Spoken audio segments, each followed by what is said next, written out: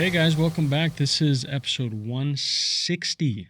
Lizzy Jensen in the house. Thanks for being here. Absolutely. Thanks for having me. Yeah, of course. We've been trying to do this for only the Lord knows how long, but we got it. We're here.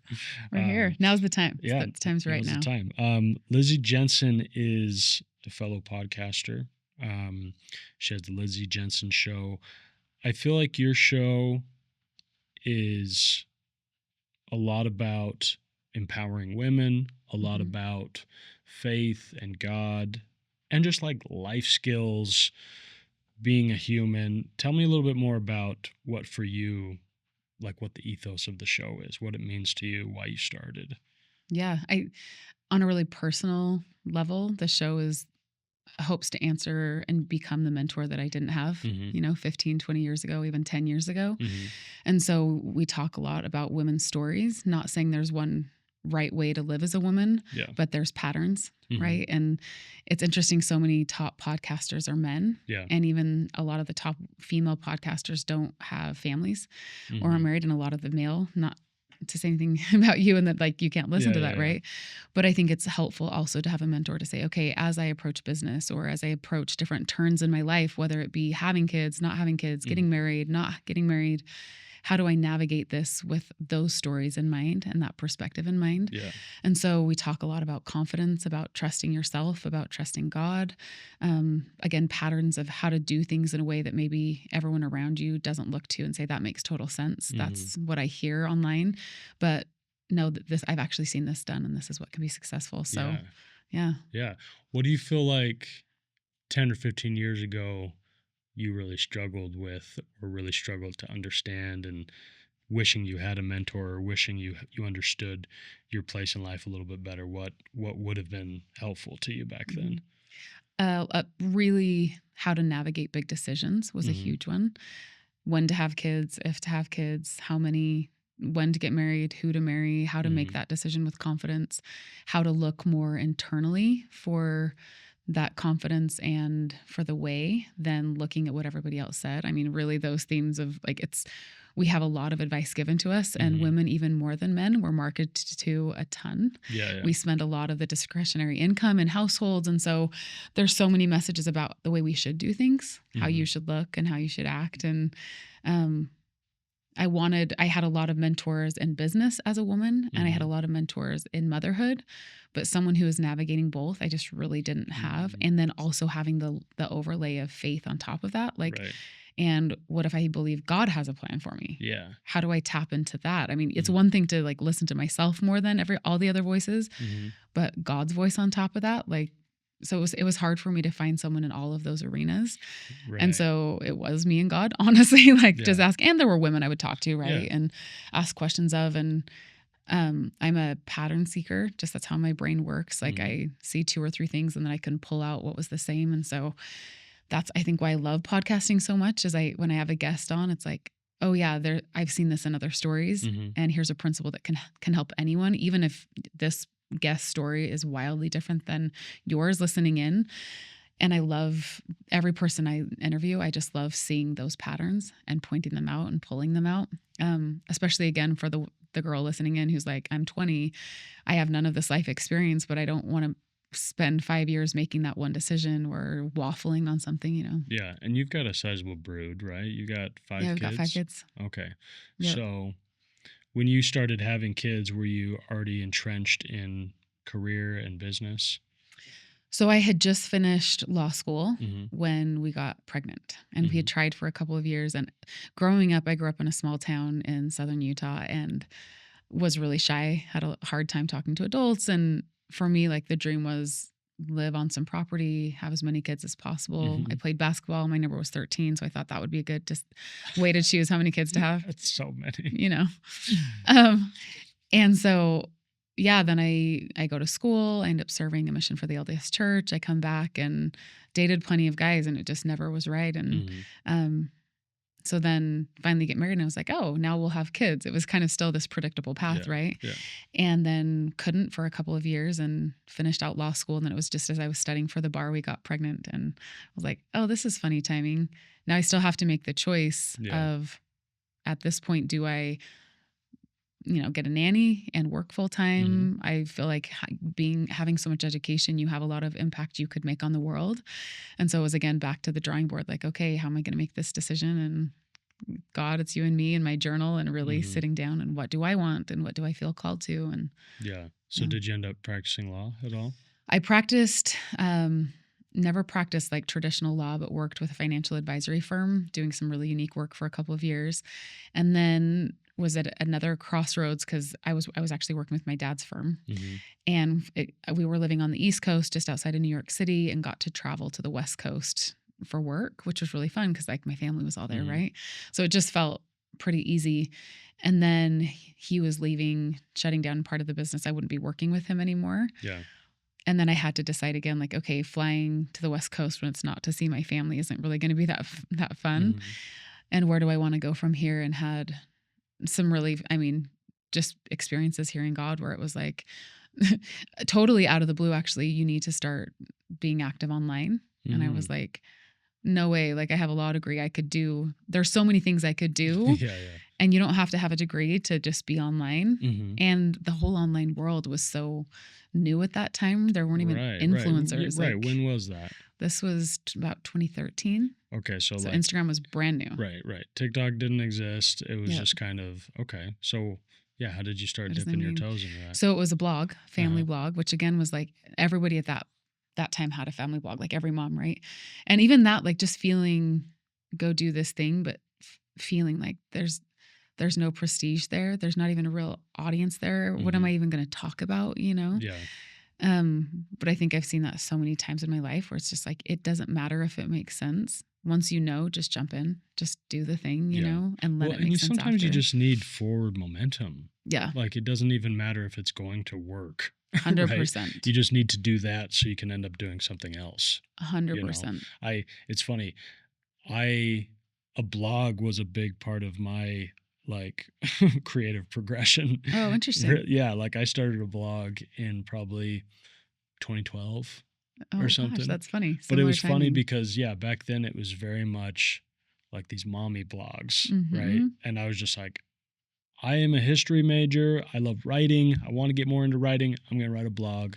And so I would just write about life and dating and just random things. And it just sort of propelled me forward in my writing career and in creativity and being online. But yeah, who knows how many people ever even read it.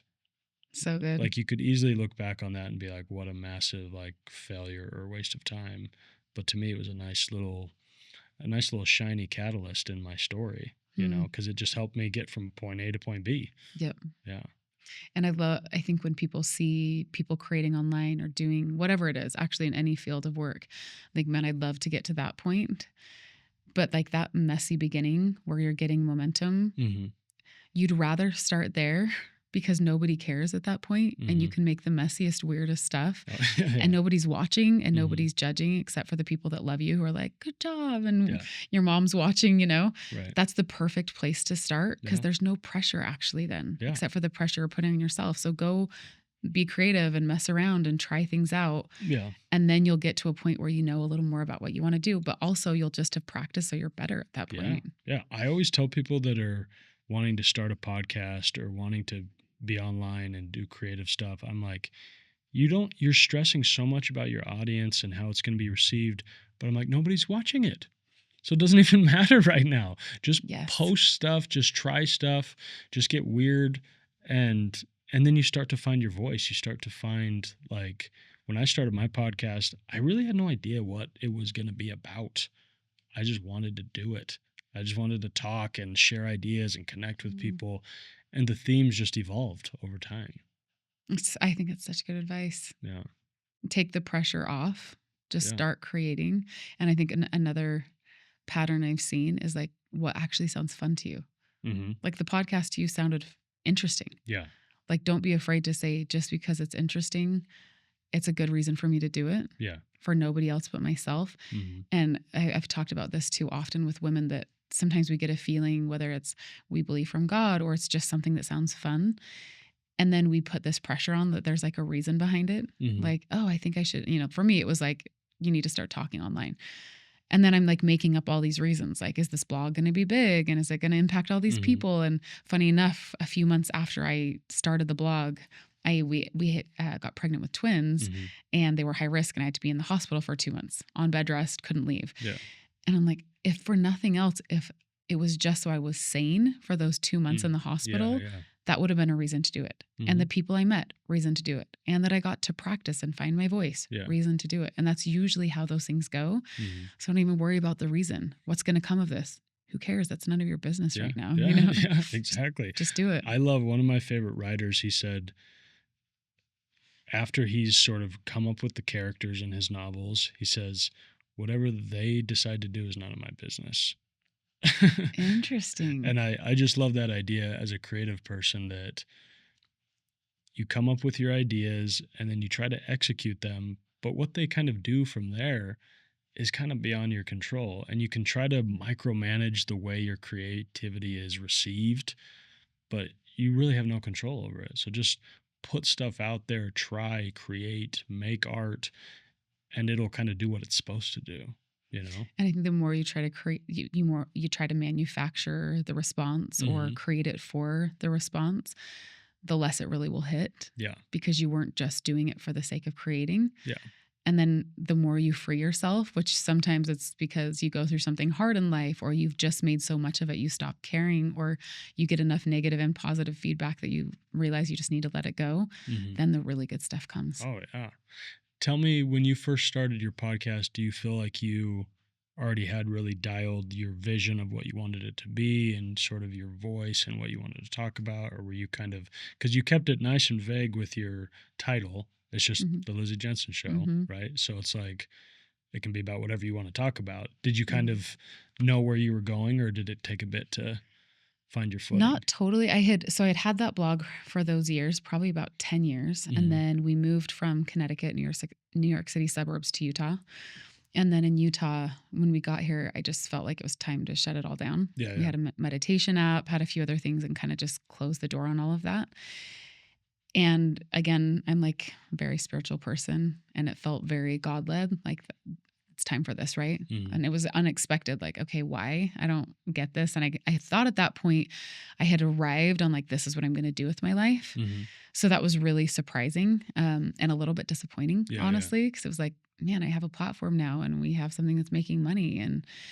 And but for me, once I know, I know. And if I don't do the thing, I just kind of get sick inside, you know?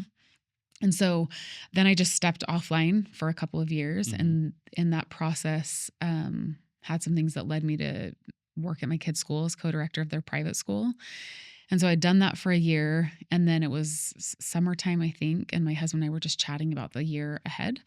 And he's a really good person for me to bounce ideas off of. Yeah. He knows me so well. We've been married 16 years, you know, and he can sense, like we talked about, when you're trying to manipulate your art for the response you want it to get.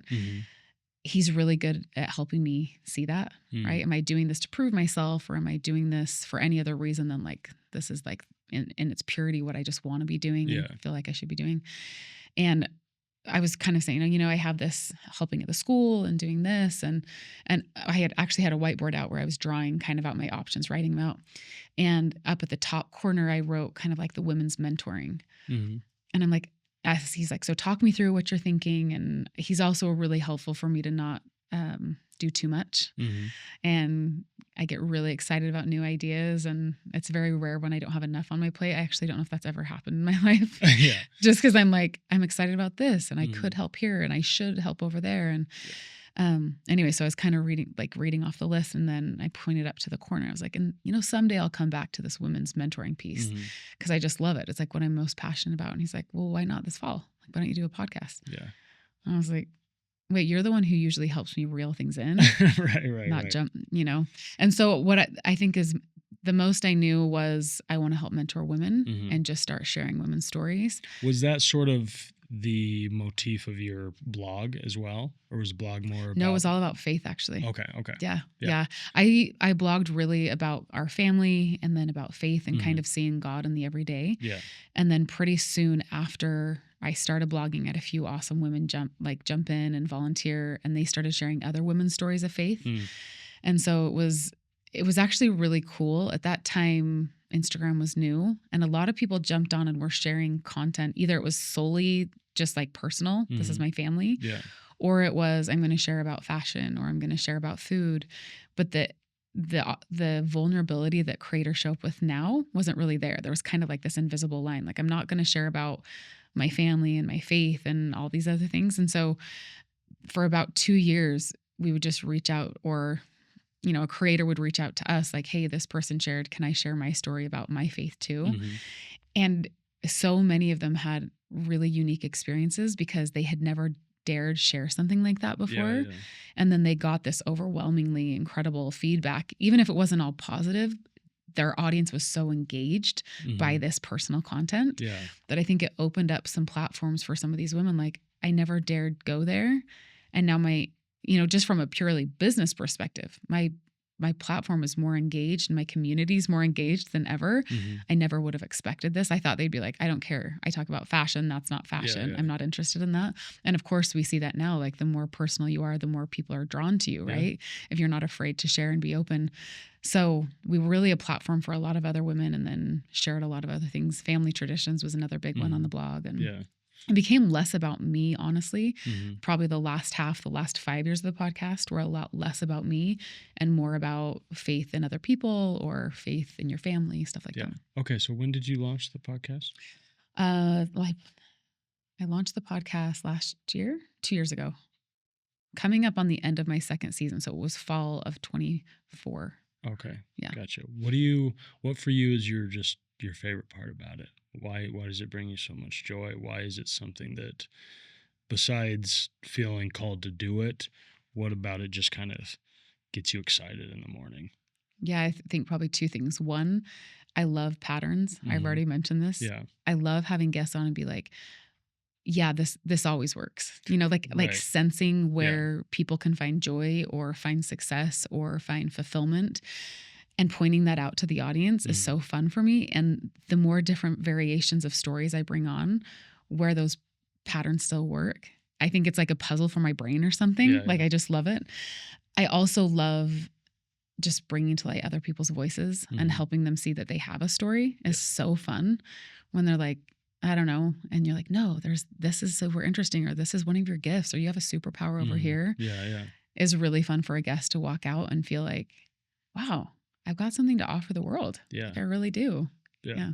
How is it different being on the other side, like being a guest on a podcast?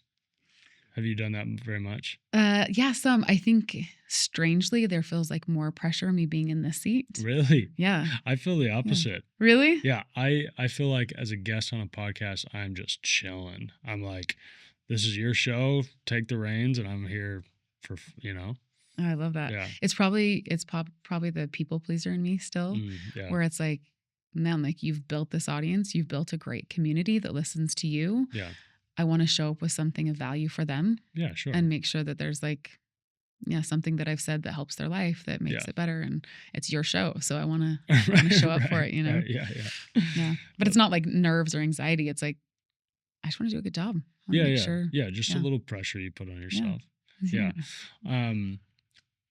I have an interesting question. So you talk so much about empowering women, and it's, your podcast is very veered towards women, right? And I know you have male guests sometimes, and it's obviously it's for everyone. But my question is, I thought it'd be interesting to talk about what is it about women that is so special, that is so sacred about women? And obviously you could make the argument for men and women that any amazing trait is just a human trait, right? But what is it about women that is so special? Maybe it's hard to talk about as a woman without sounding like you're, I don't know, just tooting your own, the horn of your own species. But what is it? Man, I think there's a lot of things, and we could easily flip this discussion and say, what is it about men? Yeah. What I love is when women are at their best and men are at their best, like the complementary aspects. Like my husband and I have been married 16 years, and I feel like we're just now really getting the magic of us together. Yeah. Meaning you're really starting to balance the feminine and masculine better. Yeah, and trust more that we're different on purpose, Yeah. and lean into the fact that the more vulnerable and open I can be with him and vice versa, the more the magic really happens. Like, I don't have to try to pull against him Yeah. or be more this way. I can just settle into who I am, and he can too. And then it's magnified. Like, the synergy is so real. It's not just like, oh, awesome, 1 and 1 is 2. It's like, whoa, we've got 100 now. And I'm not just talking about lots of kids. It's like the insight you just gave me and the peace I feel and like the wholeness I feel, it's phenomenal. Yeah. What's your favorite part about your own femininity? I would say, and these are hard questions to ask or to answer, because do men have the same? For sure. Is this like wonderful traits in everyone? But I'll just say, and try not to fear judgment or manipulate the response of anyone listening in. My ability, I actually was writing the other day as I was anticipating. I just actually left the school 3 weeks ago. And so I was anticipating this new chapter, and I was writing down and recording and just kind of doing some self-exploration on when I showed up best at this last period of my work experience, right, at the school. And when did I feel like I was the best version of me as a mentor?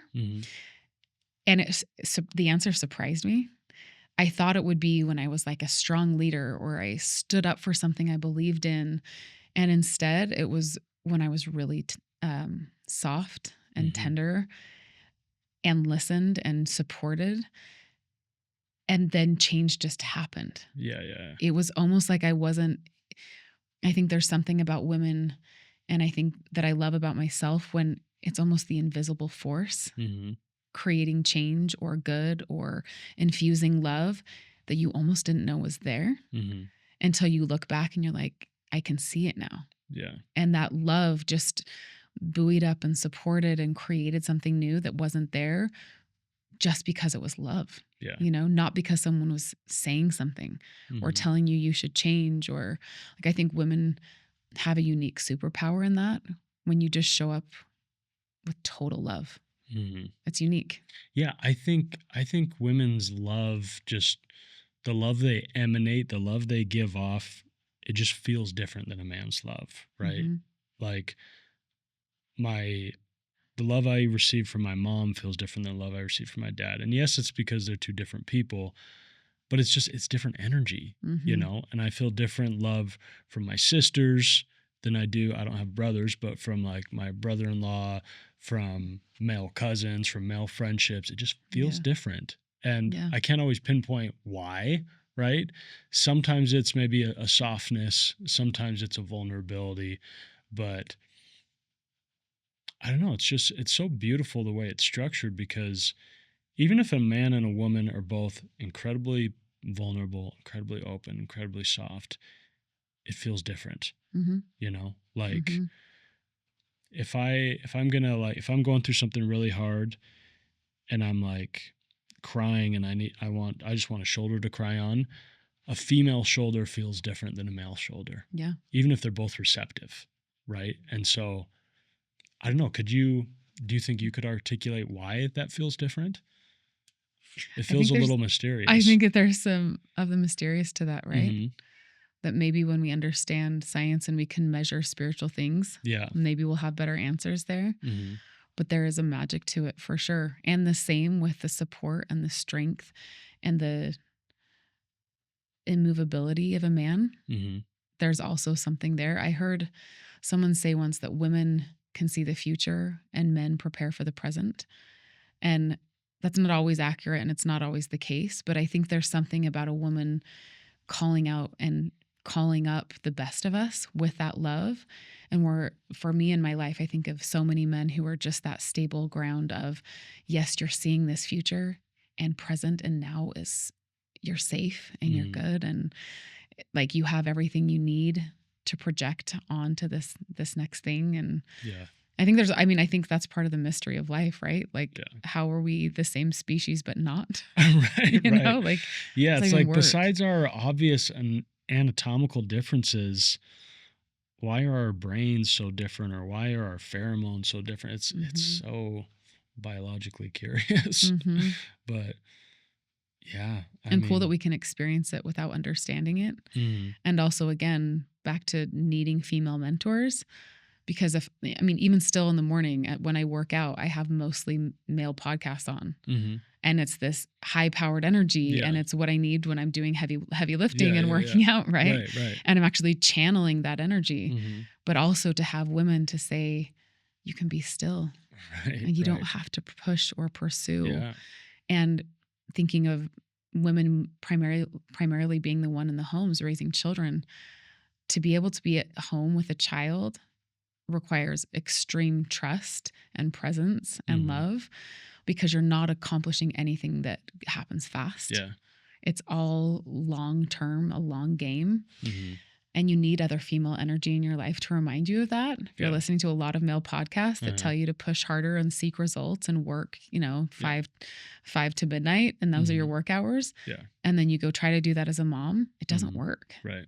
Yeah. It just doesn't work.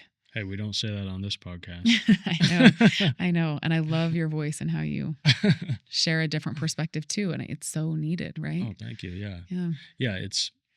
It's interesting. I think there are parts of me that are like obviously very masculine, and then there's parts of me that are very feminine. But it's just, I think the healthy thing as a man is to say, this feminine part of me is not, it's not weakness, Mm-hmm. right? It's not a bad thing. It's just a different part of me. Same with, Mm-hmm. there's probably parts of you that are more masculine than Mm-hmm. a lot of women, right? Mm-hmm. Being career driven, being probably surrounded by more men in certain fields. Mm-hmm. But that's not, it doesn't need to be viewed as a weakness. It's just a different balancing part of you. I think perhaps that's a part of why we both love podcasting and why we have unique voices, because most of the female voices are in different fields than I podcast in. Mm-hmm. It's more about motherhood. It's more about faith. It's more about like the softness and the presence and relationships. And I think that's why my voice is needed to say, can you push yourself? Right. Is there more in you? Are you maybe copping out of things that you're built for in this life that you're afraid of right now? And I think for you, from this male perspective, where a lot say push harder and do more, for you to pull back and say, can you be more present? Like, I think maybe it's a gift that we both have in reverse. To bring that out in a female voice and a male voice, I think is unique and needed. Yeah. It's funny. I'll sometimes, because I do a lot of like online coaching, and sometimes I'll have women reach out and they're like, hey, do you also do coaching for women, or is it just for men? And like, it's mostly women, right? Like, interesting. The vast majority of people I work with are women. And I think it is because they're not used to hearing a male voice in this tone and talking about these things. And so it's something they connect with. But then the men that I work with are usually like incredibly ready, and they're dialed, and they're a really good fit. And so it's, I don't know, it's an interesting balance. I have a lot of men who love my podcast. Yeah. And they're like, is it weird? I'll get all these comments. And I'm like, no, I think I'm saying the thing that men won't say. Yeah. But I'm pushing you. And so you like that, Yeah. But there's also men who are like, I need the push too. Right. I need that. So, but they're getting it from a softer voice when I say it. Yeah. It's interesting. I think it's really useful as a consumer of media, consumer of art, to make sure you listen to female and male voices, right? Like, even I've tried to do that even with like reading fiction, right? And I think the majority of my favorite authors just happen to be male. I think there's more male writers, period.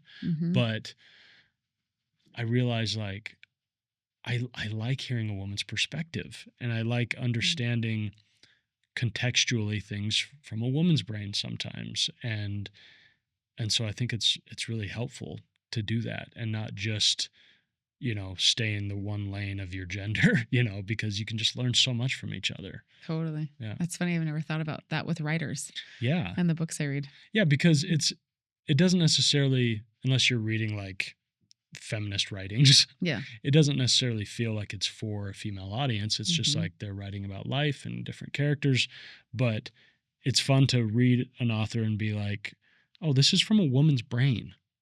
So yeah, it's going to come out a little bit different. Mhm. And an amazing writer can maybe hide that a little bit, Mhm. but it's coming from a woman's brain. Yeah. And so I don't know, it's interesting to think about. And then, you read a man and you're like, oh, that is clearly from a man's brain. Why have I never thought about that? I love that. Yeah. Are you a big reader? Yeah, I love to read. Yeah. What are some of your favorite genres or authors? The permission to be slower and slow down has led me back to books, but that was like my favorite thing growing up and through college years. But I'm such a producer that it was like, I can't waste time on novels. I'm like, oh, it's like one of the greatest joys of my life. Why wouldn't I let myself do more reading? Right. I did a lot of, oh man, I read a ton of Jane Austen. I actually did a lot of mystery in middle school with Agatha Christie. Did you ever read any old school Agatha Christie? I haven't. I'm open to it. She's like a British author from late 1800s maybe, but like some of her books have been made into movies just recently, like the Murder on the Nile, Murder on the Orient Express. And she's really prolific. So she's done a ton of stuff. And then of course Jane Austen and the Bronte sisters, but then I was also very into Tolkien and C.S. Lewis, probably one of my very favorite. And again, themes of God and themes of how do you find him and see him and find your voice. And recently I've been getting more. This year, one of my goals is more autobiographies and biographies and really studying the lives of incredible people. And that's a new journey. I kind of thought I'd be bored by it. I love that you studied history. Yeah. History has been hard for me. And I think part of it was just like understanding different cultures in the world. Like I didn't travel much growing up. My parents both weren't from a small town or from Southern Utah, but we didn't talk a lot about politics or world events. And so I just didn't have a lot of scaffolding to put things in. You need context with history. Like people would tell me when I was studying history in college, they're like, I don't know how you history is just so boring or it's so hard. Like, and I'm like, really? It's just reading. Yeah. Right. It's a lot of reading and a lot of writing, but like, here's a good example. You lived in Croatia for a couple of years, right? Croatia is this crazy place that if you don't have the historical context, you don't know what's going on there, right? And Croatia was like part of the Ottoman Empire. It was part of former Yugoslavia. It was part of the Roman Empire way back in the day. It was part of the Greek Empire. So it's just been ravaged by history and by violence and war. And if you don't know what Yugoslavia is, you don't understand the surrounding countries. And if you don't understand what the Cold War was, you don't so you just, sometimes you dive in and you're like, oh, I need to understand this and this and this and this to even make sense of this. Yep. But that's really how anything deep is. The more you learn about it, the more you're like, I need more scaffolding. I like that word. You're like, I thought I had an understanding, but there's crap down here that I have no idea about. Yep. And if you don't, without the scaffolding, you just don't have anything to attach to. There's no structure. Yeah. And I wish I would have read more of those kind of books younger, because then all the other things that were being taught to me would stick to something. Right. Did I learn them in classes? Sure. Did I take interesting classes both in high school and college on these subjects? Yes, but nothing stuck. Yeah.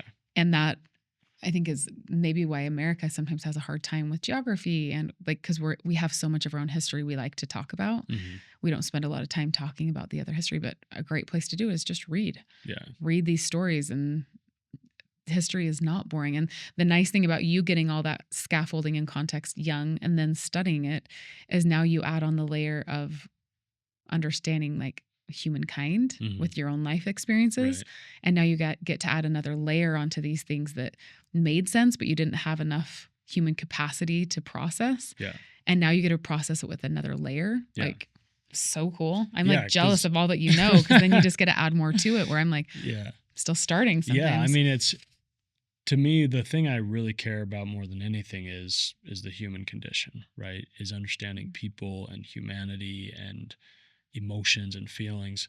But the cool thing is, I would tell people this when I was studying history. I would say why I love history is because it's everything that has ever happened in the past, right? And history means story. And so it's like, to me, it's not just dates and geography and wars and battles. It's the people that were there, and the people that were involved, and the people that changed history. And so to me, to understand people is to understand history, and to understand history is to understand people. And that's ultimately what I care about. I'm actually not very good at dates, like being a history major, you're not just memorizing dates, you're writing papers about why this thing happened, and why these national things occurred, and why these international things occurred. And so yeah, I just love studying humans, I guess, at the end of the day. It's just probably your same love for podcasting. Yeah. That's why I like talking to people. It's like I want to kind of dig into your brain and see what's going on in there, and maybe more than your brain, your soul. Yeah. What is your all-time favorite C.S. Lewis book? I've been down a C.S. rabbit hole the past year. Oh man, I'm gonna give it. It might be a disappointing answer because it's so simple, but the original 7 books in the Chronicles of Narnia series Okay. are so good. Yeah. And I love it for a few reasons. One, it was the first time in my life where I heard it's got 7 books and it mimics the creation till when Jesus comes again. Like he was talking about the whole story of humankind. Yeah. And he set the whole thing in children's stories. Right. And the layers of symbolism in those books, like you get to there's one, I think it's book 6, and it's just this awful character. It's a cousin of some of the original characters that it gets brought into the world. And he's just terrible. He's horrible. You hate him. He's like, you hate him almost as much as you hate the White Witch in the original books because he's just mean. Yeah. And he goes through this process of transformation, but because of his greed, he's turned into a dragon. But then there's a few pages where C.S. Lewis describes what it feels like to be reborn and to have your heart changed using this symbol of a dragon and the symbol of baptism in Christianity and other faiths. And he talks about him going in this water and his skin starts to itch. He doesn't want to be this dragon anymore. And he's kind of promised and blessed to change. And he goes in and he just starts tearing at his flesh. Oh, wow. And he starts ripping off the dragon to reveal this soft, tender boy inside. And I read them when I was young, and then I read them to my daughter when she was in kindergarten, and I am just both kind of teary, but my mind is blown, the genius of this man to take these principles that can feel so complex and to distill them down to the human condition of wanting to rip those things that are flesh off of you. And using the symbol of a dragon for that has scales and dryness and fire, to become now this boy again. I mean, it's just I read it and I'm like, man, he's so good. Yeah. And all his other writings, he's saying it, but he's saying it outright. I guess besides the Screwtape Letters, which is another favorite of mine, right? Yeah. But hiding it in a book that even a child could just be so endeared to the characters in that they don't even realize you're teaching them. It's brilliant. I actually have a goal in life to write 3 books. One that's just kind of a mentorship for women, some form, right? More about me, about my life, about experiences, stuff that comes from the podcast. 2, to write a children's book. And then 3, to write a YSA trilogy. Oh, okay, yeah. And to be something like that, where it gets to share the deeper things of life, but in a novel that could engross anyone. You know? Yeah, that's fun. Yeah. I'm not even a writer yet, but I will be. That's so, I love that imagery of kind of tearing away the outer dragon, and the cool thing is, like you said, as an adult, you just understand way more what it means to have parts of you that feel like a dragon, and to know that there's some pure tenderness inside, but it requires a change of heart sometimes, and that is not, it's almost a violent process to get there, to tear that old part of you off. That's really powerful. And then he says, I can't even remember how long of it, maybe it's only one paragraph, talks about then going into this water to wash it off and the relief. Yeah. And when you think about shedding those parts of you that you hate or that you're embarrassed about or that you feel shame around, and then to say, I'm actually going to walk away from that. And the relief that comes, that's possible. Yeah. I don't have to be who I always was. Yeah. That's so cool. I've been on a nonfiction kick with him. So Do you have a favorite? Probably, I just finished. I have some recency bias, unfortunately, but I just finished A Grief Observed, I haven't read that one which yet. is I have about that. when his wife died, and it is like, to me, a masterclass on grief. But Mm. it's a side of C.S. Lewis you don't usually see, because he's questioning God, and he's questioning his own faith, and he's lamenting, and he's complaining, and he's just being raw. It's more, it feels more than a book. It feels like journal entries. Mm. And he would even, like, on one chapter he would be like, yeah, I wrote this yesterday, but I don't feel this anymore. So And good. was just so honest and raw. And it's like a 70-page book, but yeah, I couldn't put it down. And then maybe The Four Loves. Have you ever read The Four Loves? Oh, Yay. You're teeing up some other good ones for my go home my tonight, year. tell the kids, they got to entertain themselves tonight. But yeah, he's great. I just love when you can find someone's writing or someone's art that you fall in love with, and you can just become obsessed with it and engross yourself. And it's really a way to live twice, in my opinion. And it's another reason why I love podcasting. It's a way to preserve a moment in time, or a period in time, and to encapsulate something and have it last longer. Like, we could have easily just gone to lunch and had a fun conversation, right?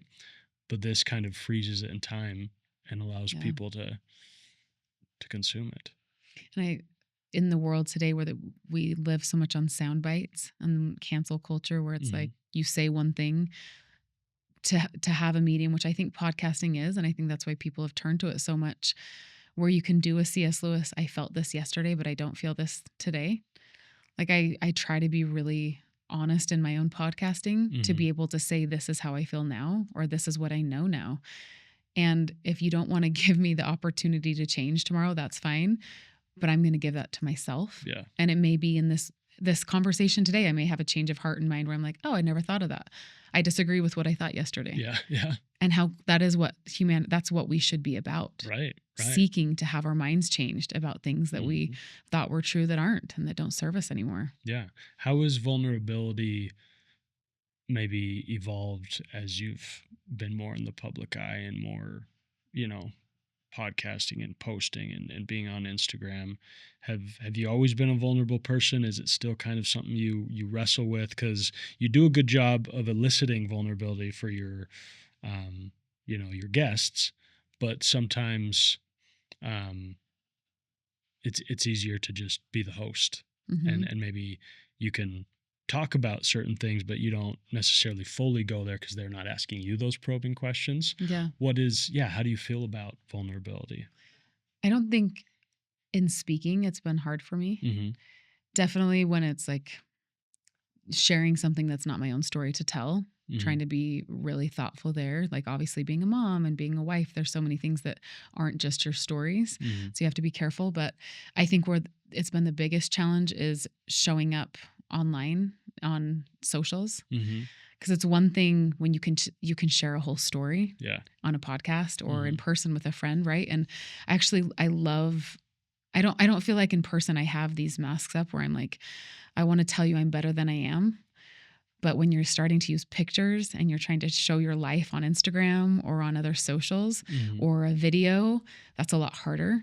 And I still battle with that. Like, when I'm going to show up for an Instagram story, like, it's like you're going to talk to someone, but you're in your house and they just dropped in on you. Yeah. And are you in sweats? And do you have makeup on? And like, trying to strike that balance of like, wow, am I only okay to share something if I'm ready to face the whole world? If I'm looking awesome. Yeah. But at the same time, knowing that it's going to the whole world. So what is the appropriate boundary there? But the other day I was recording a podcast, and so I'm, all ready in makeup and hair. And then it was like, but if this is the only version people see, that's just not accurate. In fact, it's probably only 20% of my life, or 10%, where the majority at home, when I'm cooking dinner with my family, is like Are those clothes clean? I don't know. I'm not sure. I threw them back on because they're comfortable, right? Mhm. Or the big mess. And This looks yeah, really comfortable, by the way. this velour jumpsuit Yeah. here, Yeah. velvet, whatever I'm Yeah, going on right now. it's almost like you could be like going to play shuffleboard, or you could be like singing in a choir. You could.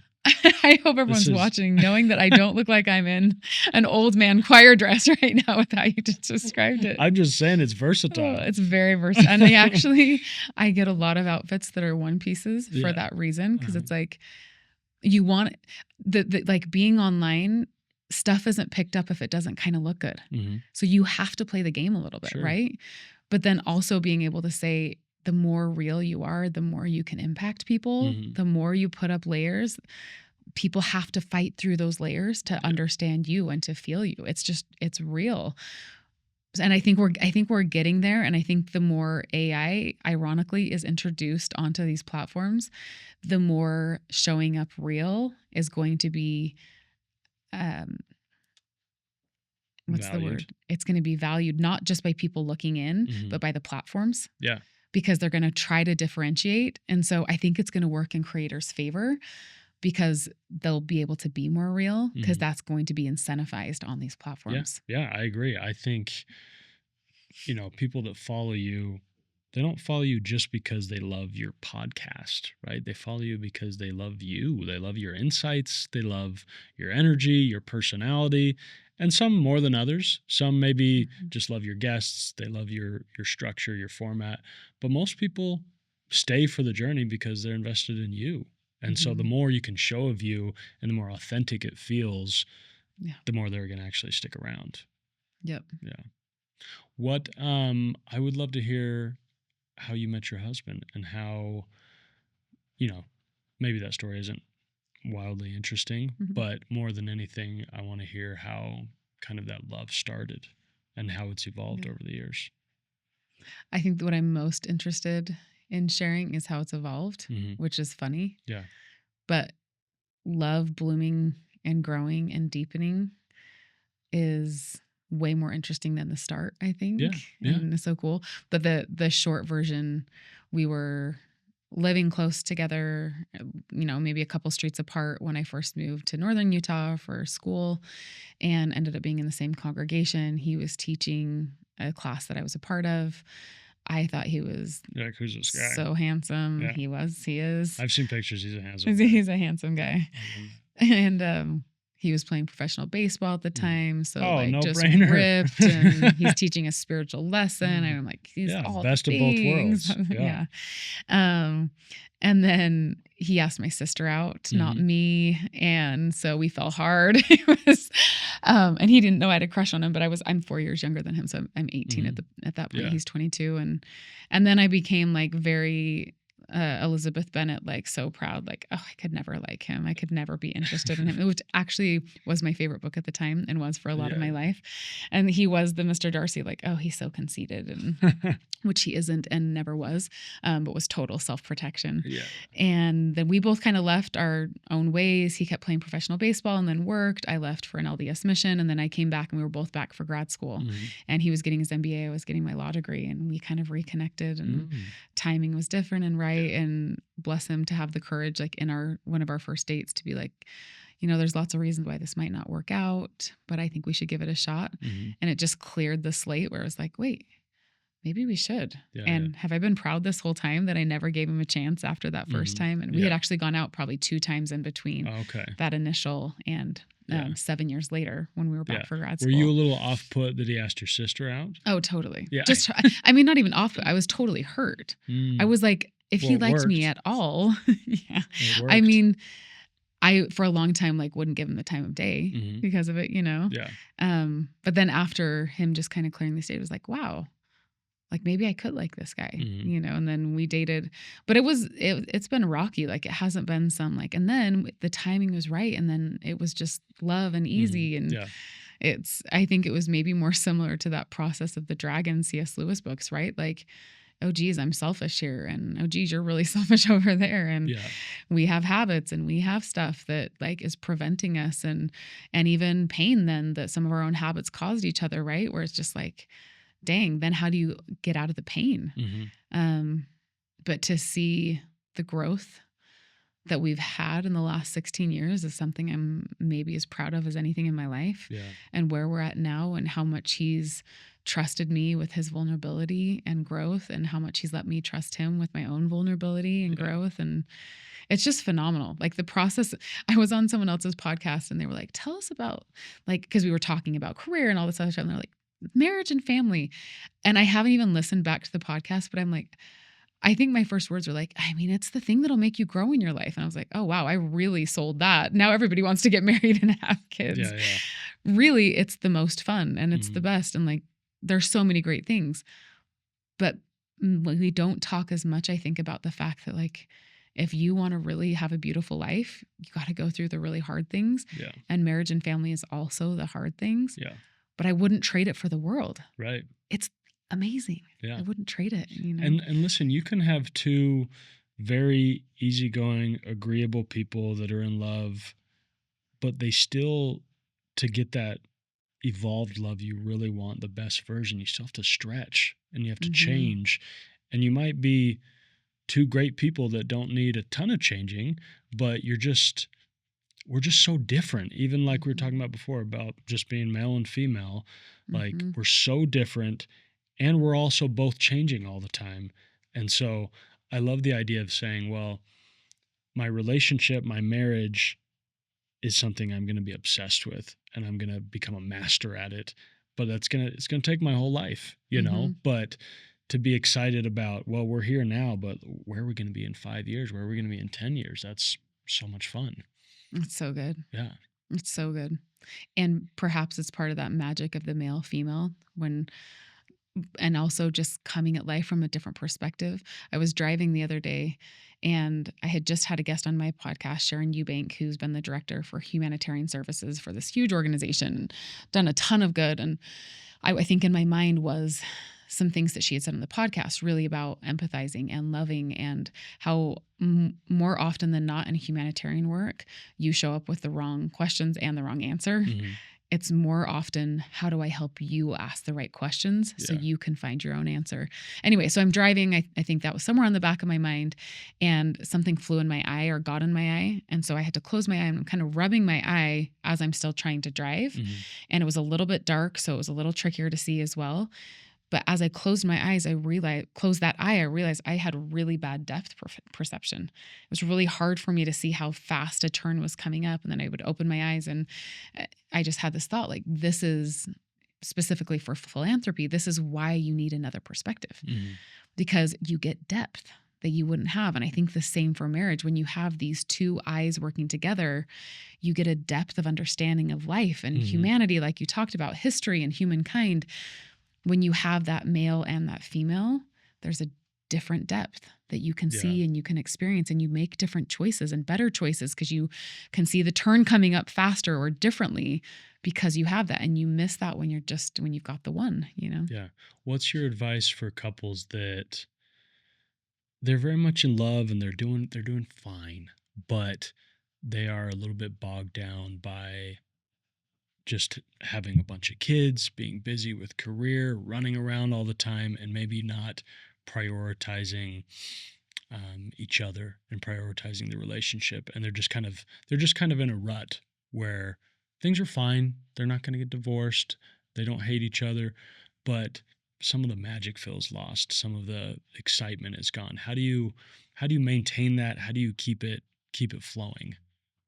My husband were here, he would be laughing because, like I said, I take way too much on my plate and I just overestimate my capacity. Yeah, you love a plate. Another project. If anyone wants to vision out a project, I am your girl. Yeah. Like, I'm obsessed with it. I love the creation. So that's been most of our marriage. Like, that is the challenge of our marriage almost. I mean, there's others, of course, but like on my side, like that is what I've struggled with the most. I would say, if you're both in your own lane, you're probably worse than you think you are. I hate to say it, like, you're like, yeah, you're doing fine. You probably actually aren't. You're probably not actually doing fine. And on the flip side, that's maybe from the fear anxiety perspective of like, oh, you're worse off than you think you are. On the flip side, you probably have more joy than you think you do. right there waiting to happen if you'll invest in it. Yeah. And I would say, just like any other relationship, like you just have to make time for it. I'm preaching to the choir right now. Yeah. Those date nights, like a couple of nights ago, my husband and I just had a chance to talk for a couple of hours, which is hard to come by with 5 kids. He has an investment firm, and it's just a lot of busyness and the stuff I'm doing, and then let alone the 5 kids, and just had an opportunity to ask real questions and share. I think the faster you can get to real questions about how you're feeling. We actually have a therapist. He's not even a therapist. He's our coach right now. He's the best. He's like honestly done the most for our marriage of anyone we've ever met with. I love him so much. And he taught us how to use statements that can't be argued. I think he calls them the unarguables. And it's as you're having conversations with each other to talk about I feel, I want, and I can. Because regardless of what happens and what we're talking about, if I say something that I feel and it's not I feel because you, right? It's just truly sharing what I feel. You can't argue with that.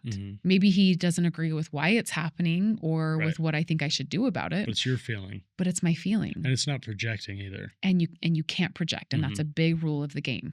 And then the person listening back says, oh, I understand that you're feeling this. Is that true? Right? So you're just mirroring, you're listening to language. When we have those kind of conversations, and we've been practicing that a lot in the past couple of weeks, it just invites the vulnerability right in. And then the person back can always say something like, if it's a healing conversation between the two of you, like I need to have a healing conversation, I want to talk about something, and then you just share I feel or I want, they can say back, well, I can this in response. And I'm hearing this and I can do this, or they can ask questions. Is there something that I can do? Because that feels really heavy. Is there a way that I can take some of that burden off, or, stuff like that? But asking real questions, getting vulnerable, that also helps. That I think sometimes when marriages aren't connected for so long, there's a lot of grime and gunk that builds up. So then having a vulnerable conversation will usually trigger some of that. And so then how do you get back to the place where you can have that conversation that I feel and I can and I want is really helpful to take the blame out of it. And anything I say, you say that, like anything I say is not blaming. This is all about me right now and just what I'm trying to work through. And it also forces you to be less of a victim in the conversation, because you really have to sit back and say, like, what do I feel? Not what do I think you're making me feel? Because I'm mad and I just have pent up anger and frustration. No, what do I really feel? I feel sad. I feel I want us to be closer. I want us to spend more time. And I feel sad that I haven't made that a priority. And I'm sorry for that. Maybe you apologize as part of it, right? But if you feel like you're not connected, it's a slippery slope to being really disconnected fast, in my experience. And it's worth fighting for. The sooner the better. And bless my husband for the million chances he's given me when I'm just like, dang it, I'm too busy again. Why is that not the number one thing? And I would also add to that, don't take it for granted what you have. A marriage is a pretty special thing. And do the investment needed, because it requires investment. It's like a delicate plant. You can't just let it do its thing. I like what you said. Kind of sometimes some grime builds up, and you got to you got to get grime out of those pipes. Do you have a hard time relaxing, you think? Sure do. Could you sense that from me? Sure. Yeah. I could sense that just listening to your podcast. But can you? Yeah. Oh, that's funny. Anyone who goes and listens, see if you have the same feedback. I don't have I'd phrase it this way though. I don't have a hard time relaxing. I have a hard time giving myself permission to relax. That it's okay to relax. Right. So once you actually do it, you're fine. Yeah. And and building that in as, thinking of it in so many ways, like, would I want my child to do that? Or would I tell them they always have? I think in the past it was because I had to prove myself and that I was like not enough. And so I was filling that void with production. I think it's now a little bit of that. I haven't totally brushed aside the need for that. But I think more now it's that I see how much I want to do and how much I get excited by. I'm just like, but if I relax, I can't go do that thing. Yeah, Or I hope I can get the perfectionism and the proving myself completely removed, because there's nothing healthy in that. Sure. It's not Yeah. helpful for anyone, not Yeah. me or anyone else. And then I hope I can get rid of some of the other as well. Yeah. When I trust the process, my best work happens, and I reach people in the best way. When I'm uptight, it usually is too much anyway. Right. It's not really I'm resonant. so good at relaxing. Are you? Yeah. Lucky you. It's probably, I mean, it's a spectrum where I have to be a little vigilant to not take too many breaks, and I'm very busy, and obviously I'm not married. I don't have kids. So I have a certain level of freedom and independence that not everybody has. But yeah, I'm very good at taking some time for myself. But even if you were married right now and had kids, Yeah. I feel like even if I weren't married and if I didn't have kids, You'd be the same I way. would do the exact same thing. Yeah. I don't think marriage and family changes that. I think it's a mentality. Right. There's a little bit of workaholic in you, Totally. probably. Totally. Which is connected to, perfectionism. Yeah. Which I've been working on, Taylor. Great. I've been putting all of that productivity into working on that. Yeah. You're like, but that's like the coming back to reading, right? Like, oh my gosh, this is some of the stuff I loved the most. And just for the sake of pleasure, some things are good. Wow, that's going to change your life. Yeah. Well, and for someone like you that is so driven by doing and production, I think it's helpful to see that there is utility in relaxing. There's utility in finding joy in taking a break and reading and doing leisurely things, because it refuels you and it replenishes you, and it makes you so you can be more present for the next thing. Yeah. That's how I've convinced myself that it's productive, actually, in that very line of thinking. I'm sure. Yeah. And the more I do, the more I'm like, but just for the sake of the joy, even if it weren't productive, this is maybe what life's about the most. Well, and if that's the case, then it is productive. Yeah. You just have a different definition of what productive means. Yep. Yep. Yeah. And I think women typically have more of a gift there, which I think is maybe unique about you and cool. And more men have the curse, what am I going to call it, of needing to be productive all the time and the proving in the production way. Yeah.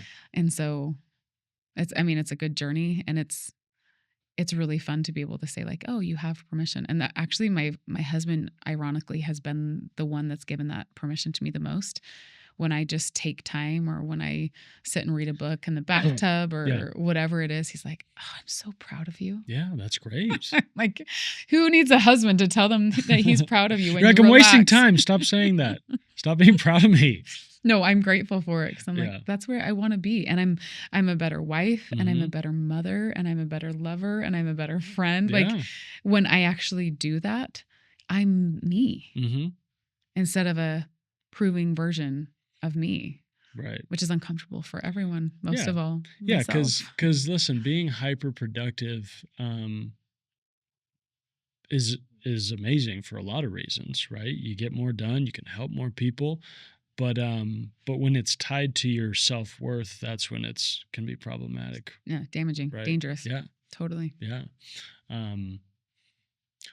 What if we could strip away all the things that you do and that you have done, what is your favorite part about yourself? I love how deeply I feel. When I was little, sometimes I would turn on music and just cry. And as I grew up, that was something that I didn't allow myself to do. Just sit in those moments. I love how I love beauty. Yeah. I'm obsessed with it. Yeah. And like if we went on a hike, I couldn't help myself multiple times from saying, but you got to look at that. Yeah. You got to, I know we're talking about the coolest thing. Yeah. I love my curiosity for life and how much I love learning the next new thing. I love how non-judgmental I am. Like, I can hear someone's story and feel no judgment. And that's been a gift I've had almost all of my life. All of my life. I just love hearing, and I can easily see how people could choose what they chose just because life is complicated and hard. I love how I'm passionate.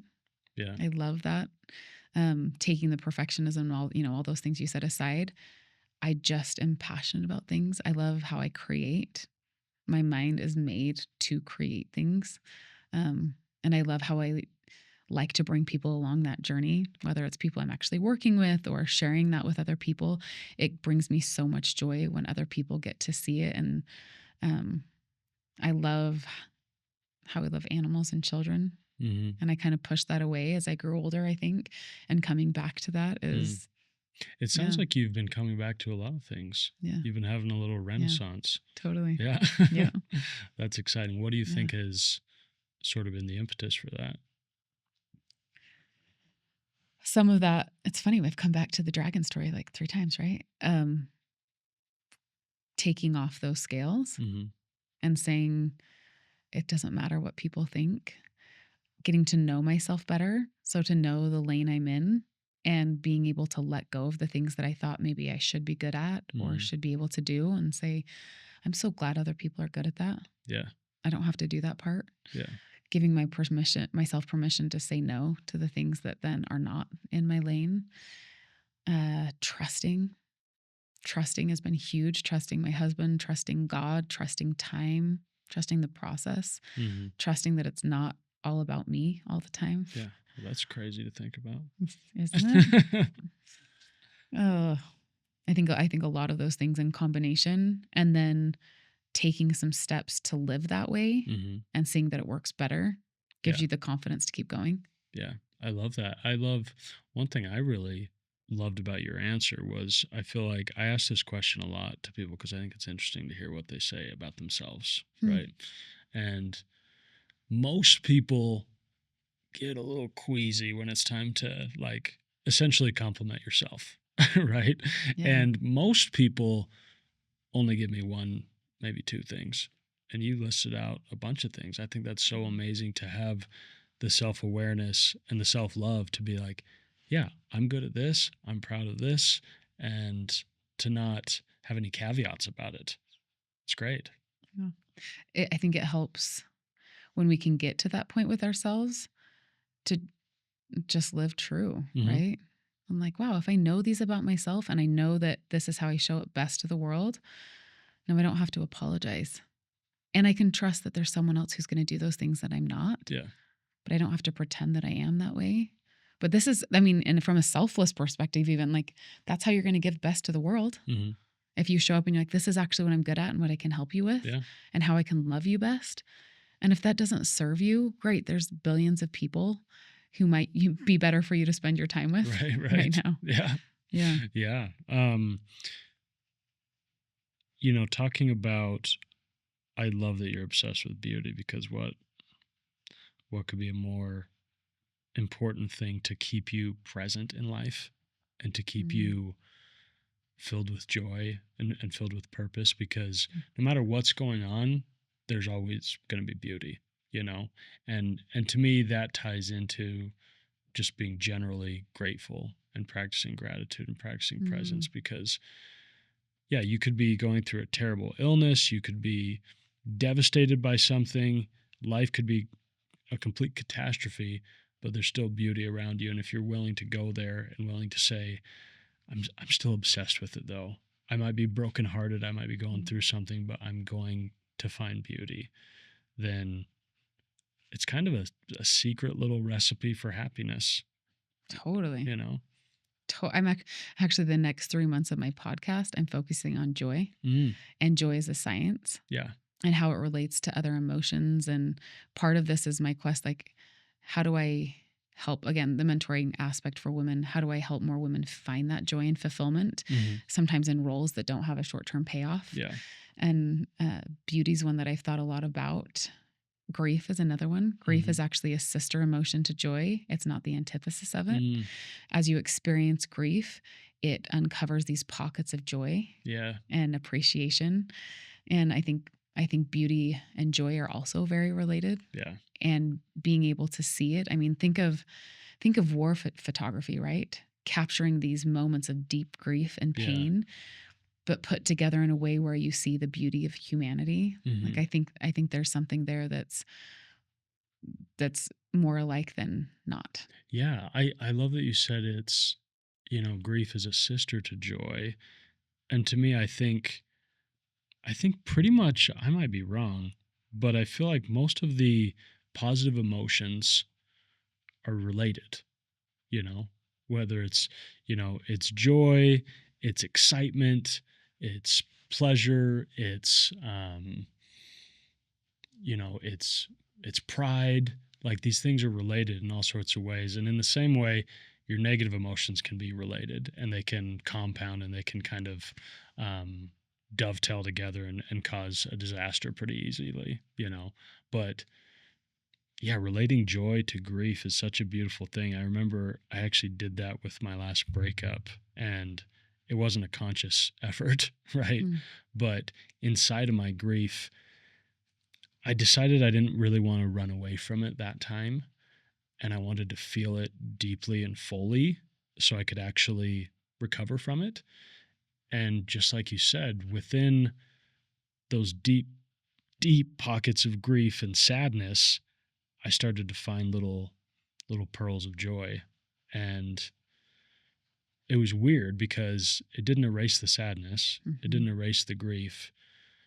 The two kind of coexisted, right? But it was such a beautiful experience for me to show me that there can be joy really anywhere if I look for it and if I dig for it and if I really want it, and like you said, if I become obsessed with it.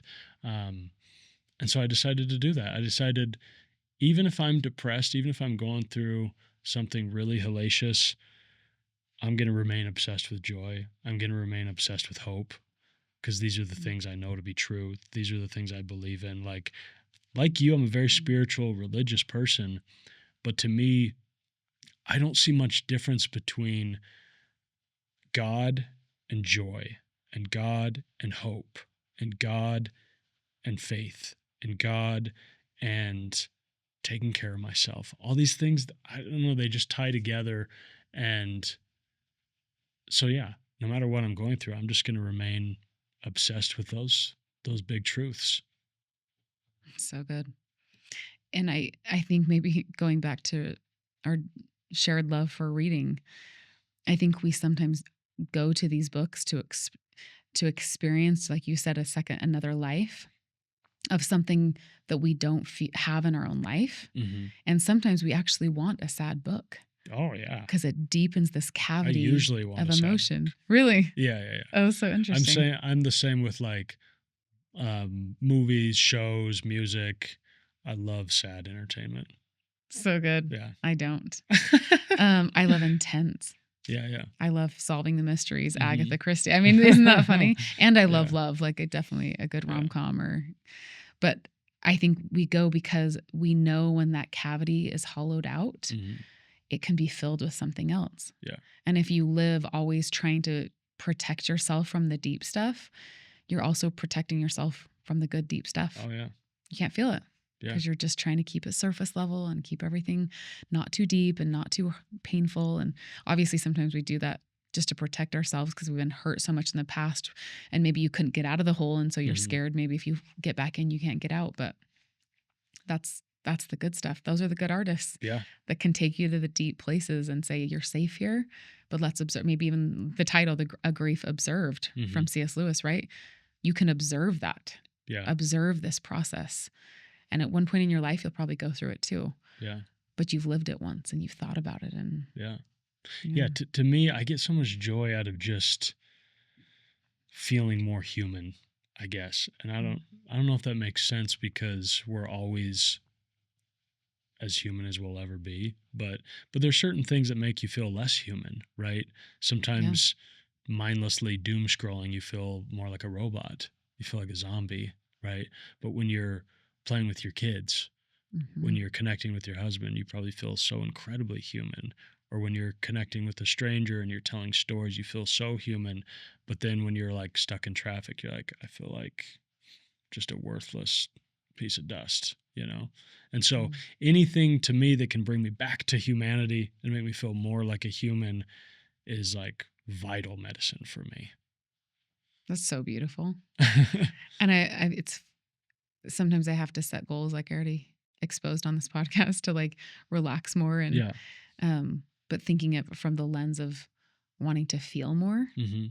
is actually a cool thing for people who are hyperproductive. Yeah. Say, no, I want to do things. I don't want to shy away from the emotional music. And I don't Yeah. want to, like, maybe part of that was a protection for me being young and crying when music was on. You don't want to do that around other people, right? Mhm. So protect myself from that. But fun to think about leaning into that more and saying, I'm going to actually seek some of those books out. Like I remember one time watching a movie, I think it's called The Awakening, Mhm. about the man who has dementia. Do you know this movie? I don't. I'm pretty sure that that's the name of it. But there's this new treatment that comes out and he has dementia and he's pretty much lost his whole mind. And I think he had a wife. And anyway, he starts taking this medication and he comes back. Mhm. And I was young. I was like in elementary school or middle school watching this movie and like the hope of his family. And I'm used to happy endings. I hadn't watched a lot of sad movies. Well, they realized the medication only lasts for a month or two, Mm. where they thought he was cured. And so then his family has to reprocess that he's gone again. And I was bawling so hard I couldn't control it. I was like heaving, sobbing where I couldn't stop myself. And it was like, I hate that movie. That is the worst movie I've seen in my entire life because it made me lose control. Yeah. Like I almost couldn't control my emotions after. Yeah. But like, wait, what if I sought some of that out Yeah. to just be human? Because then my capacity may be increased to be human with the next human I meet or Right. my child in a conversation, to just feel. Right. And sometimes it's helpful when you're so deeply affected like that to ask yourself, why did that affect me so much? You Mhm. know, like we were just talking about before we started recording, the movie Standout, right? Mhm. That movie destroyed my soul, right? And It was so good. it was so good, and So it was in a lot of ways not that different from a lot of beautiful emotional documentaries, right? But for some reason, it it felt like it had just removed my heart from my body, and I went home and was just really deeply affected by it. And so I had to take a step back and ask myself, like, yes, it was a beautiful film, but maybe it triggered me for some reason, and that's worth addressing, right? Mhm. Um, so yeah, Have you thought about I it? addressed it, and I'm cured. What's one reason you think? No, I think for me, it was really um, a lot of the movie was about children and was about parenthood and fatherhood. Mm. At least through my lens, that wasn't the theme of the story, but it showed this couple struggling with having children, and then they finally adopted, and just these beautiful, beautiful stories. And I guess as a single person that wants those things more than anything, it was hard to watch. And it made me go home, and it just, I don't know, just put me in my feels. And I was telling a friend about this. I was like, being single at my extended age, we'll call it, not having kids, these things, they're always kind of in the back of my mind, right? It's like a grief that just kind of coexists with me. But most of the time I'm fine. I'm a positive person. I have faith that I'll have those things. I truly believe that. I have really immense hope. But every once in a while, I get hit by that tsunami of grief that I don't have those things yet. And I don't have a crystal ball to know, oh, but I'll have them in a year or 2 years or 3 years. And I would even be fine if it was, hey, you'll have these things in 10 years, but at least to know, Take the unknowing out of it. Totally. there's an end to this suffering. But yeah, just every once in a while that tsunami hits me and I'm like, yeah, I want more than anything in this world to be a dad. And I think I would be like an amazing dad. And I think it would be like my whole life's purpose. And I think I would be this amazing husband. And so it breaks my heart. And it always does. But I don't know, some days it just hits you harder, And so, yeah, like to me, I had to kind of sit with that and be like, okay, was I really that affected by this movie?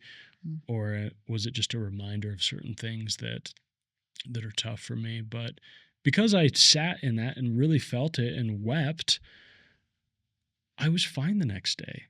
I really was. I woke up feeling great. And I shared this with my higher power, and I said, in my prayer, I even said, like, I don't know what's wrong with me. It's killing me right now. And I just need a little comfort. I need a little help, and I'll be fine. I know what I know, and I believe what I believe, but I'm just struggling right now. And I woke up feeling like a new man, Mm-hmm. And so to me, the moral of the story is, I think there's great utility in just sitting in your pain and feeling it, and not trying to run away and scurry about, and to just say, all right, why am I feeling so much pain? And to not feel any shame about it, Mm-hmm. right? Because to me, that's just going to exacerbate the situation, right? I could feel shame about not having those things, and there's a million reasons why, but it's not a useful emotion. It's not helpful for me. Mm-hmm. It's so good. That and interesting. My husband bawled through that movie too, Mm-hmm. and I haven't asked him why. I think part of it was he was inspired, but I think the other angle of parenting and wanting to do it well, Mm-hmm. and seeing what his parents provided for him, and then their own journey. And I think sometimes creating good art is allowing us to feel the longing of our heart. It's funny, we've talked Yeah. a lot about art on this podcast, and I see that whether it's writing or the podcast, all these things that we do that shares this experience, it's a real gift to create a place where someone can come and feel the joy and the elation, but also the like, this is a place for me personally. Mm-hmm. And I have like my husband and I both have worked so hard on our marriage. But when I was young, it was like a given, like a marriage will be happy. Mm-hmm. And so then when it wasn't, and it was really hard for us, like that was the hardest thing in my life. Yeah. And I would watch movies about love, and I would have your reaction Yeah. that you had about kids. Cause it was just like, I want this more than anything. Yeah. And I feel like I've prepared myself and I've tried, and the same, like, will it ever happen? Will we get to that place? And can we fight this out? Do we have it in us to keep pushing, and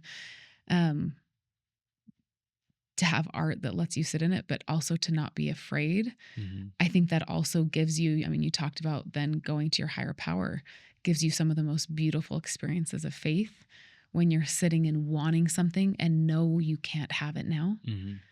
And to be able to express that and share the longings of your heart. I mean, I think about in Christianity, just like Jesus sitting there, like, take this from me. Yeah. But if you don't, I trust you more than I trust me. Right. And I'm going to be okay. And that there's purpose in this somehow, that maybe even purpose that's better for mankind than alleviating my suffering right now in some way. And maybe it's just for me, but maybe it's for some other people too. Yeah. Like, I think that is the crux of Christianity. Yeah. And those places being carved out of our soul, for me in my marriage, like that has been the place where I found God the most. Mm-hmm. To say, like, there is a longing in my whole soul that hasn't been satisfied yet, and I want it more than anything. And for God to come and say, like you said, I woke up and I was okay. Yeah. And I like to have the sustaining power at those points of love and comfort. It's like, okay, then I can do it. Yeah. I can do anything. And that wasn't a power I conjured up myself. Mm-hmm. Yeah. I love that. I love that you were able to find God more than anything in your marriage and in that relationship. That's really beautiful. But not because it was easy. Yeah, no, certainly not. Because of the opposite, Certainly not. Yeah. And that prayer you're talking about, that's such an evolved prayer to go to the altar and say, like, these are all my desires, and these desires, by the way, are killing me. Right? But I'm going to leave it to you, and I trust you, and I know there's a better plan out there. Like, that's not easy. And I think a lot of people, it takes some time to get to the point where they can even utter a prayer like that, And I think in the meantime, it's good to remember that God accepts any type of prayer, any version of prayer. Mm-hmm. And it doesn't need to be this really, like, you don't have to be evolved in your spirituality, Mm-hmm. And I think the temptation to say, if I can't have this thing because God won't allow it, then I turn from him is real. And the temptation to say, if I can't have it in this way, I'll find it in a counterfeit way is real. And to put off any of those desires, which you could be in control of. Yeah. You could control if you had kids or like lots of relationships that would hopefully mimic what you'd want in a marriage. That'd be a lot easier. Sure. You could control it. You'd have it right now. Yeah. Right. Or you could choose, well, then I just don't care, God, you must not be there. Like, I think so often that's the biggest temptation. And if you can even just get away from that and just approach him in whatever form it looks like, and like, I'm not going to seek satisfaction other places. Yeah. I'm coming to you. If you just get that far, you're great. Yeah. He will meet you then. I mean, he'll seek you out, all the other ones too, but like he will meet you there, and whatever you can bring to him is more than enough. That's pretty comforting to be like, just show up. Yeah. Just hit your knees or get out to nature and put your hands up, yell, be angry, but do it facing him. Yeah. That God, universe, sky, whatever it is, you're going to be okay. Yeah. Yeah. I took sex ed. I know how to have kids, but I want to read this quote to you, and I want to hear your thoughts on it. Kind of going back to this idea of just being really present and enjoying things and seeking beauty. It's by Herman Hess. And he says, this day will never come again, and anyone who fails to eat and drink and taste and smell it will never have it offered to him again in all eternity. The sun will never shine as it does today. You must play your part and sing a song, one of your best. Thank you for that meditation. Yeah, what does that make you think? I heard something shared by Matthew McConaughey recently. He was talking, I think it's in his book, but it was in a podcast, and he was talking about time. And he was sharing that we have this tendency to either procrastinate because we're scared or we want to speed it up to make it happen.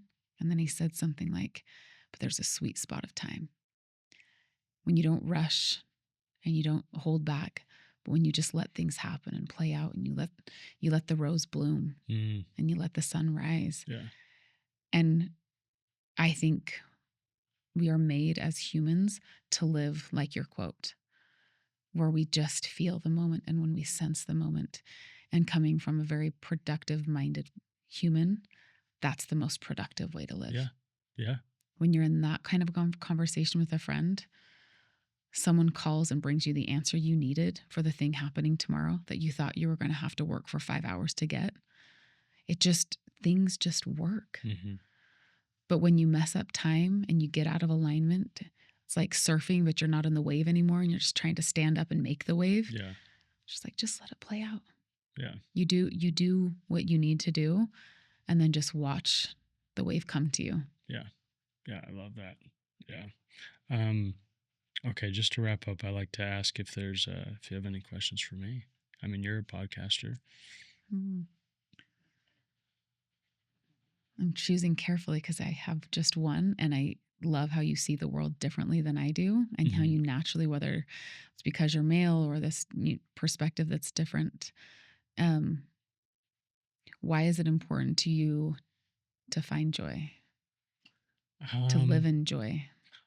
I like to look at opposites. So to me, if I'm not looking for joy, if I'm not seeking joy, what am I looking for? Right? Am I looking for pleasure? Am I looking for distraction? Am I looking for gluttony? What am I actually looking for? And so to me, if I don't look for joy, I'm going to look for reasons to complain, reasons to be unhappy, reasons to be unsatisfied, reasons to be not quite there. And so I don't feel like I have any other choice if I want to be happy, right? To me, I have to find joy in everything I do, because to me, happiness is great and I love it just as much as anyone, but it's not sustainable. What's sustainable is fulfillment and purpose. And to me, if I can find joy in anything, I can find purpose in it, and I can find fulfillment in it. And it might not be something that is really it's hard to quantify, like when we talk about relaxing, you're like, well, I know it's good for me, but like it's hard to quantify how good that is for me because it's hard to see how far it's pushing the needle, right? But if I can just say, I know joy is really important because it infuses light into me, and the more light I have, the more light I can give. So that's really important. That's essential. It's imperative. And so I need to be finding joy in everything I do. I need to be finding joy in traffic. I need to be finding joy when I'm bored out of my mind. And also a good time to say, why am I bored when there's so much joy out there to be found? Like, I don't know, I guess I kind of crave joy like a drug. Like I need to have it to feel like there's purpose and utility in my life, or I start feeling like I'm just a wandering, itinerant zombie robot, and I'm not interested in that existence, And so, yeah, to me, if I'm not looking for joy, I wouldn't say it out loud, but I'm probably looking for misery. I'm probably looking for reasons to complain and reasons to be, just despondent and unsatisfied with life. So I don't know if there's anything more important than joy, because again, joy to me is a sister or brother of love. And to me, love is the zenith of humanity. And so when does love become joy and when does joy become love? I don't really care. To me, they're so synonymous and so important that I'm gonna seek both of those things. So beautiful. Thank you. Well, Lizzy, so great to meet you. Oh, you too. And thank you so much for coming on. And I think you do such a great thing with your show. It's such a unique voice and such a cool place people can go and just connect with other women and other stories, and to hear about God and to hear about motherhood and to hear about faith. And it's just a cool thing. I'm glad you're doing it. Thanks so much. Yeah. Thanks for letting me come on and learn more about you. And you're leaving me with some good things to think about. Good. That I'm not going to forget about. It's fun. Good. Thank you. Better get some shout outs in your podcast. I'll be listening carefully. you will. I'm going to. All right. Awesome.